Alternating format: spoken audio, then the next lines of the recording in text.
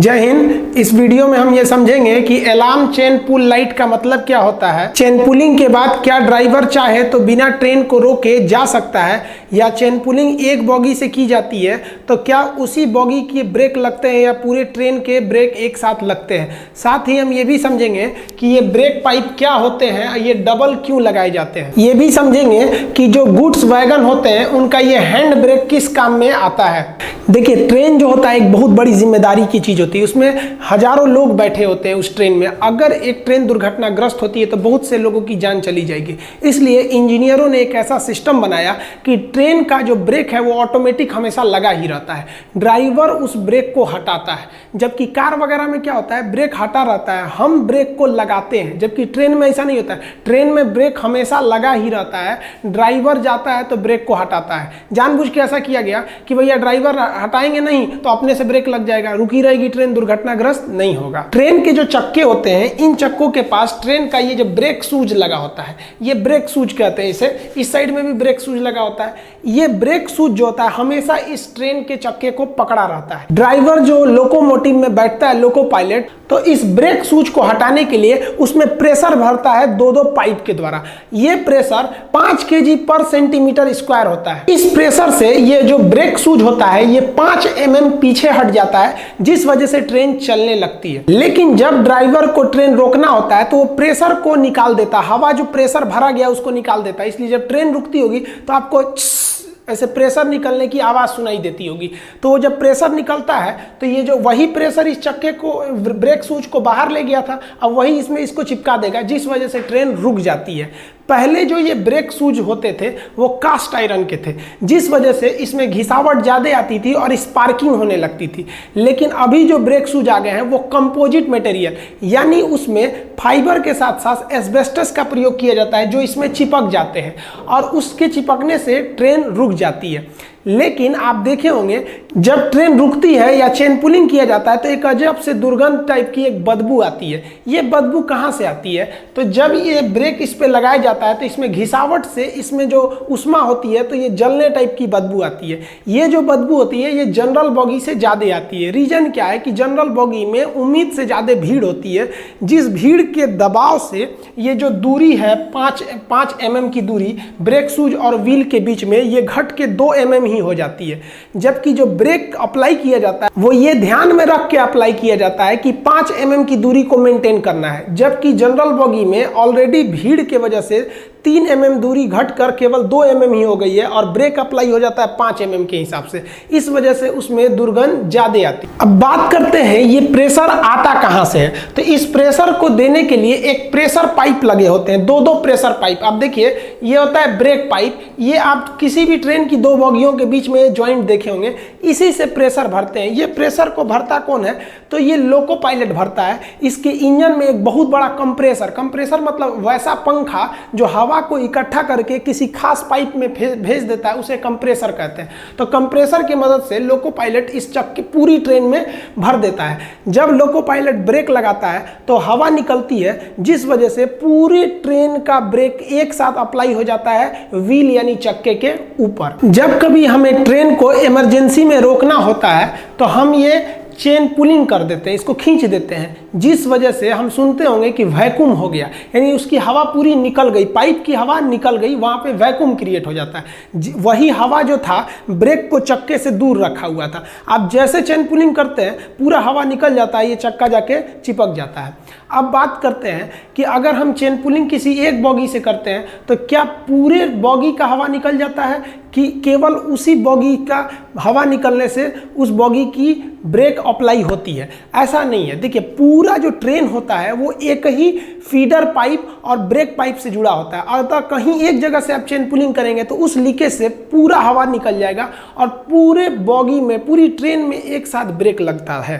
आप एक लाइट देखे होंगे किसी भी बॉगी में, यहाँ पर इस शेप में एक लाइट लगा होता है। इस लाइट को हम बोलते हैं अलार्म चेन पुलिंग लाइट, यानी एसीपी लाइट के नाम से जानते हैं इसको। ये क्या करता है? ये बताता है ये लाइट कि किस बॉगी से चेन पुलिंग किया गया है, ताकि जीआरपी वगैरह को पता चल सके कि इसी बॉगी से चेन पुलिंग किया गया है। साथ ही जैसे चेन पुलिंग होता है, लोको पायलट यानी ड्राइवर 3 छोटे छोटे हॉर्न बजाकर गार्ड, टीटी और जीआरपी के जवानों को बताते हैं कि चेन पुलिंग कर दी गई है ट्रेन की। तो वो बाहर निकल के देखते हैं कि अगर कोई अनावश्यक निकलता है तो उसे पकड़ के गिरफ्तार भी कर लिया जाता है। अब 2 बात आपके मन में आता होगा कि क्या अगर हम चेन पुलिंग कर दें तो लोको पायलट की मजबूरी है ट्रेन को रोकना, कि वो चाहे तो इसे बाईपास करके निकल सकता है। तो लोको पायलट चाहे तो ट्रेन को नहीं रोकेगा, आप जितना भी चेन पुलिंग करिए, हर एक बॉगी में से चेन पुलिंग करते रहिए, वो निकल जाएगा। ऐसा क्यों?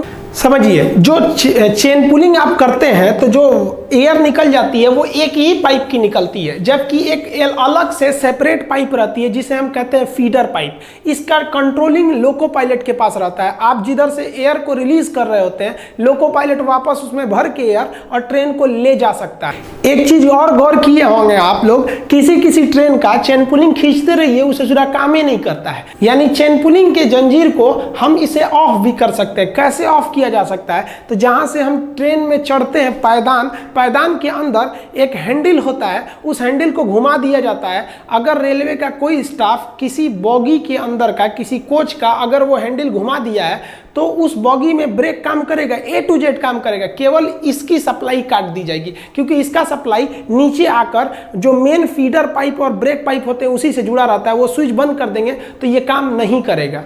जो गुड्स वैगन होते हैं, मालगाड़ी, उसमें लोड बहुत ही ज़्यादा होता है, इस वजह से उसमें ब्रेक में जो प्रेशर होता है उसे ज़्यादा मेंटेन करना होता है। इसलिए उसमें जो ब्रेक का जो प्रेशर होता है, उस प्रेशर को मेंटेन करने के लिए लोको पायलट भी मेंटेन करता है और पीछे से ब्रेक वैन से भी किया जाता है, जिसको आप गार्ड की डिब्बा कहते हैं। इन दोनों ओर से 5 kg पर सेंटीमीटर स्क्वायर का प्रेशर को मेंटेन किया जाता है। तो ये एक्चुअली ये ब्रेक वैन होता है, दोनों ओर से लगाने के काम में आता है। ये आप गुड्स वैगन में आप इस तरह का एक स्टीयरिंग देखे होंगे जिसे हम लोग कहते हैं हैंड ब्रेक। ये हैंड ब्रेक क्या करता है? देखिए, जो ट्रेन के डिब्बे होते हैं, मालगाड़ी के डिब्बे, उसमें कोई जरूरी नहीं कि हर एक डिब्बे में सामान भरा हो। अगर सामान भरा है तो लोड इंडिकेटर उसे राइट साइड में दिखाएगा, और अगर वो वैगन यानी डिब्बा खाली है तो उसे लेफ्ट साइड में दिखाएगा।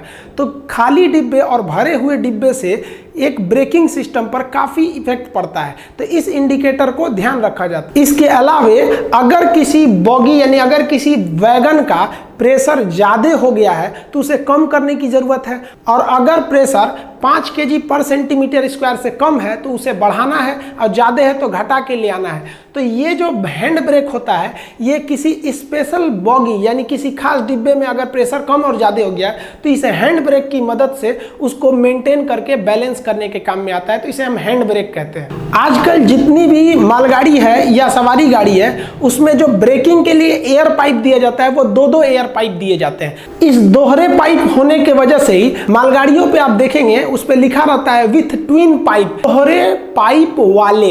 ये दोहरे पाइप का मतलब क्या है कि अगर एक जगह से ब्रेक आप रिलीज भी कर देते हैं, चेन पुलिंग भी करते हैं, तो दूसरे फीडर पाइप की मदद से उसमें वापस हवा भर के अब ब्रेक को हम ढकेल सकते हैं और ट्रेन को लेके जा सकते हैं। आई होप कि आप ब्रेकिंग सिस्टम समझ गए होंगे, चेन पुलिंग और हैंड ब्रेक का क्या काम होता है ये भी समझ गए होंगे। अब आप एक और चीज़ देखे होंगे कि ये एल्को लोकोमोटिव बहुत ज़्यादा धुआं देता था और बहुत ज़्यादा आवाज़ करता था। इसको रिप्लेस करके EMD लोकोमोटिव को लाया गया। ये धुआं भी कम देता है और आवाज़ भी कम देता है। आप रेलवे के कई सारे लोकोमोटिव को आप देखे होंगे, जैसे एक रेड कलर का ये सवारी गाड़ी में ज़्यादा देखे होंगे, ये ग्रीन कलर वाला मालगाड़ी में ज़्यादा देखे होंगे, ब्लू कलर वाला आप सवारी में भी देखे होंगे, ये मालगाड़ी में ज़्यादा इसका यूज करता है। ये वाइट कलर वाली लोकोमोटिव है, ये आपको राजधानी, दुरंतो, शताब्दी ये सब में ज़्यादा देखने को मिलेगी। ये सब में क्या अंतर होते हैं? आप लोकोमोटिव यानी इंजन पे देखे होंगे लिखा होगा रक्षा कवच ACD। अब ये रक्षा कवच का क्या मतलब होता है? अतः आपको अगर इन सब के बारे में भी अंतर पता करना है, कम समय में आसान भाषा में अधिक जानकारी, तो इसके लिए आप कमेंट करके बताएंगे, हम इसके लिए एक सेपरेट वीडियो बना देंगे। तब तक के लिए जय हिंद, मिलते हैं अगले वीडियो में।